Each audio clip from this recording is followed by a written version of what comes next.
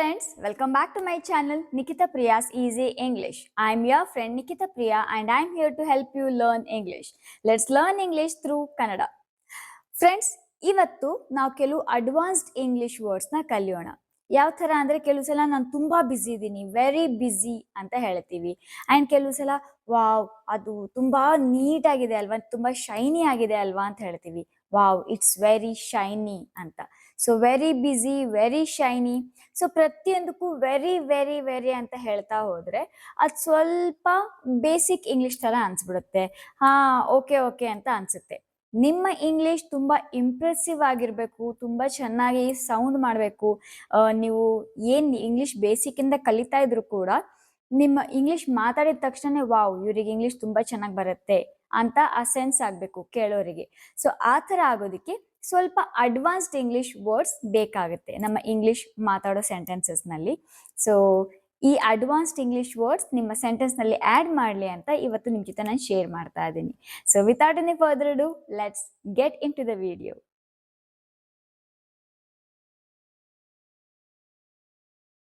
ತುಂಬಾ busy, very busy ಅಂತ ಹೇಳೋದಕ್ಕೆ ಸ್ವಾಂಪ್ಡ್, ಸ್ವಾಂಪ್ಡ್.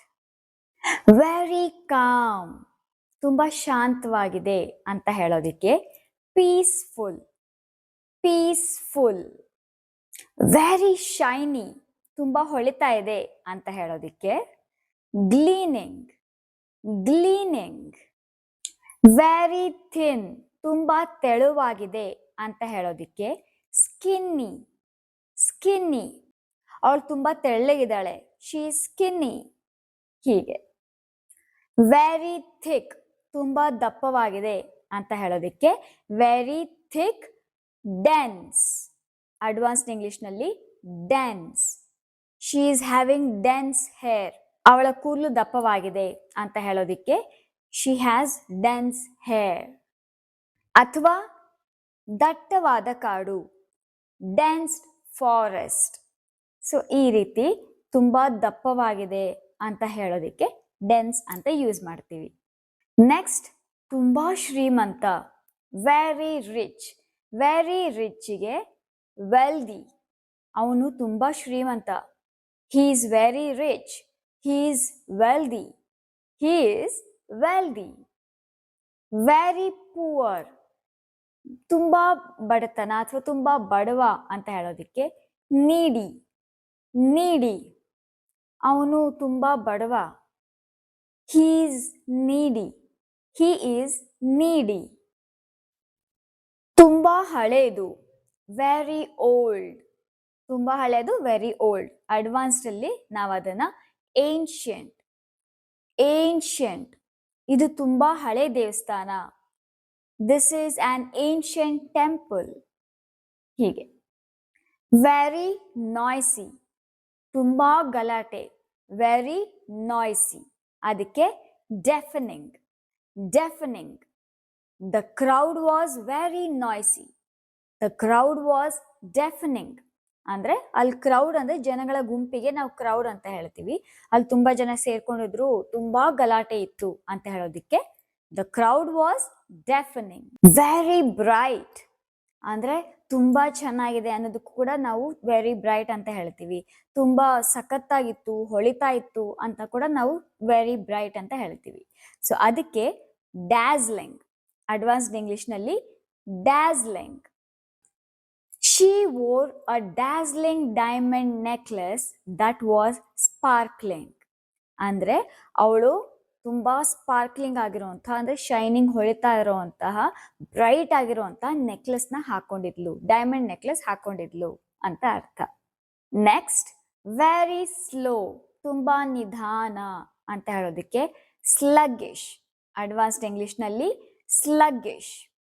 ಸ್ಲಗ್ಗಿಶ್ ಅಂದರೆ ಏನೋ ಒಂಥರ ಅಷ್ಟೊಂದು ಫಾಸ್ಟ್ ಆಗಲ್ಲ, ಸ್ವಲ್ಪ ಸ್ಲೋ, ಸೋಮಾರಿತನ ಆ ಥರ. Example, in winters I feel ಸ್ಲಗ್ಗಿಶ್.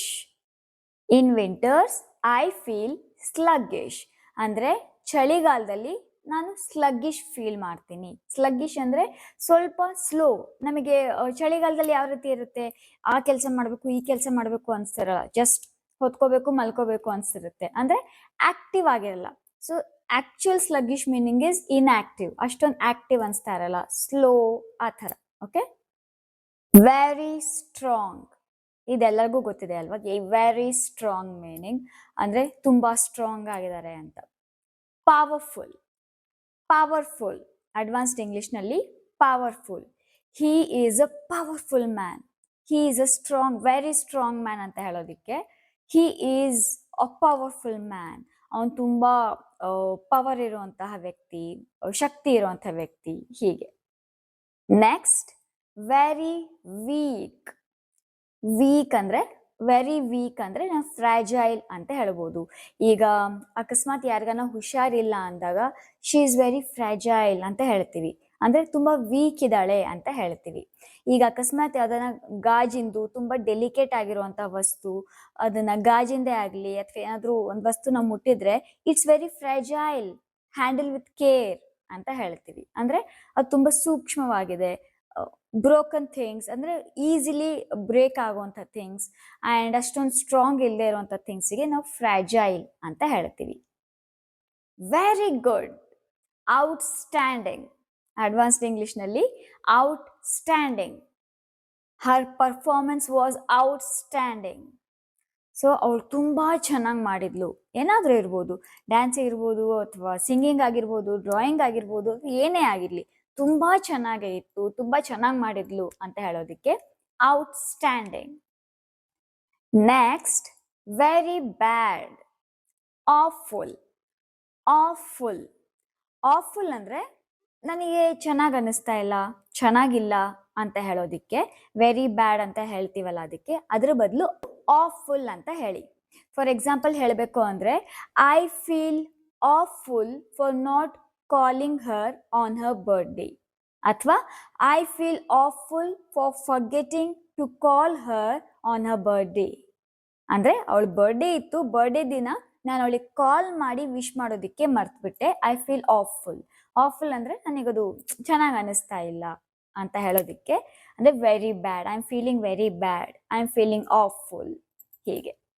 Next, very easy, ತುಂಬಾ ಈಸಿ ಅಂತ ಹೇಳೋದಿಕ್ಕೆ ಎಫರ್ಟ್ಲೆಸ್.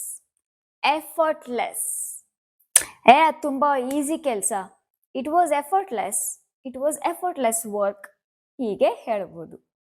ವೆರಿ ಡಿಫಿಕಲ್ಟ್, ತುಂಬಾ ಕಷ್ಟಕರ ಅಂತ ಹೇಳೋದಿಕ್ಕೆ challenging. Challenging, this task is challenging, ಈ ಕೆಲಸ ತುಂಬಾ ಕಷ್ಟವಾಗಿದೆ ಅಂತ ಹೇಳೋದಿಕ್ಕೆ ಚಾಲೆಂಜಿಂಗ್. ನೆಕ್ಸ್ಟ್, ವೆರಿ ಹ್ಯಾಪಿ, ತುಂಬಾ ಸಂತೋಷ ಅಂತ ಹೇಳೋದಿಕ್ಕೆ ಓವರ್ ಜಾಯ್ಡ್. ಓವರ್ ಜಾಯ್ಡ್ ಅಂತ ಹೇಳಿ. I am very happy that you came here, I am overjoyed that you came here, ಹೀಗೆ. ಅಂದ್ರೆ ನೀವು ಇಲ್ಲಿ ಬಂದಿದ್ದಕ್ಕೆ ನಂಗೆ ತುಂಬಾ ಖುಷಿ ಆಗಿದ್ದೀನಿ ಅಂತ ಹೇಳೋದಿಕ್ಕೆ ಐ ಆಮ್ ಓವರ್ ಜಾಯ್ಡ್ ಅಂತ ಹೇಳಿ. ನೆಕ್ಸ್ಟ್, ವೆರಿ ಸ್ಯಾಡ್, ಇದಕ್ಕೆ ಅಡ್ವಾನ್ಸ್ಡ್ ಇಂಗ್ಲಿಷ್ನಲ್ಲಿ ಹಾರ್ಟ್ ಬ್ರೋಕನ್. ಹಾರ್ಟ್ ಬ್ರೋಕನ್ ಅಂದ್ರೆ ನನ್ನ ಮನ್ಸು ಮುರಿದು ಹೋಗಿದೆ ಅಂತ ಹೇಳ್ಬೋದು. ವೆರಿ ಸ್ಯಾಡ್, ತುಂಬಾ ದುಃಖವಾಗಿರೋದಕ್ಕೆ ಹಾರ್ಟ್ ಬ್ರೋಕನ್. ತುಂಬಾ ದುಃಖವಾದಾಗ ನಮ್ಮ ಹಾರ್ಟ್ ಕೂಡ ಒಂಥರ ಬ್ರೋಕನ್ ತರ ಫೀಲ್ ಮಾಡ್ತೀವಿ ಅಲ್ವಾ, ಸೊ ಹಾರ್ಟ್ ಬ್ರೋಕನ್. ಈಗ ಫಾರ್ ಎಕ್ಸಾಂಪಲ್ ಸೆಂಟೆನ್ಸ್ ಹೇಳಬೇಕು ಅಂದ್ರೆ, she was completely heart broken when Har dog passed ಅವೇ. ಅಂದ್ರೆ ಅವಳ ನಾಯಿ ಸತ್ತೋದಾಗ ಅವಳು ತುಂಬಾ ಸ್ಯಾಡ್ ಆಗಿದ್ಲು ಅಂತ ಹೇಳೋದಿಕ್ಕೆ ಹಾರ್ಟ್ ಬ್ರೋಕನ್ ಅಂತ ಯೂಸ್ ಮಾಡ್ತೀವಿ. Next, very tired, worn out. Worn out, ನಂಗೆ ತುಂಬಾ ಸುಸ್ತಾಗ್ಬಿಟ್ಟಿದ್ದೀನಿ, ಐ ಆಮ್ ಓರ್ನ್ ಔಟ್ ಅಂತ ಹೇಳಿ. ಕೆಲಸದಿಂದ ಬಂದ ಮೇಲೆ ಅಥವಾ ಏನಾದರೂ ಹೆವಿ ಕೆಲಸ ಆದಾಗ ತುಂಬಾ ಸುಸ್ತಾಗಿದ್ದೀನಿ ಅಂತ ಹೇಳೋದಿಕ್ಕೆ ಐ ಆಮ್ ಓರ್ನ್ ಔಟ್. ಈಗ ಇದನ್ನ ನೀವು ಆನ್ಸರ್ ಮಾಡಿ. ವೆರಿ ಟೇಸ್ಟಿ, ವೆರಿ ಟೇಸ್ಟಿ, ಇದಕ್ಕೆ ನನಗೆ ಅಡ್ವಾನ್ಸ್ಡ್ ಇಂಗ್ಲಿಷ್ನಲ್ಲಿ ಏನಂತ ಹೇಳ್ತಾರೆ ಅಂತ ಕಮೆಂಟ್ ಮಾಡಿ ತಿಳಿಸಿ. ಆ್ಯಂಡ್ ಇಷ್ಟ ಆಗಿತ್ತು ಫ್ರೆಂಡ್ಸ್ ಇವತ್ತಿನ ವಿಡಿಯೋ. ಐ ಹೋಪ್ ಈ ವಿಡಿಯೋ ನಿಮಗೆ ಇಷ್ಟ ಆಗುತ್ತೆ ಅಂತ ಅಂದ್ಕೊಂಡಿದ್ದೀನಿ. ಇಷ್ಟ ಆಗಿದ್ರೆ ಪ್ಲೀಸ್ ಲೈಕ್ ಮಾಡಿ, ನಿಮ್ಮ ಫ್ಯಾಮಿಲಿ ಆ್ಯಂಡ್ ಫ್ರೆಂಡ್ಸ್ ಜೊತೆಲಿ ಶೇರ್ ಮಾಡಿ, ಪಕ್ಕದಲ್ಲಿ ಬೆಲ್ ಐಕಾನ್ ಕಾಣುತ್ತೆ ಅದನ್ನು ಪ್ರೆಸ್ ಮಾಡಿ. ಮತ್ತೆ ಸಿಗ್ತೀನಿ ಫ್ರೆಂಡ್ಸ್, ಅಲ್ಲಿವರೆಗೂ learn English, practice English and speak English confidently. Bye.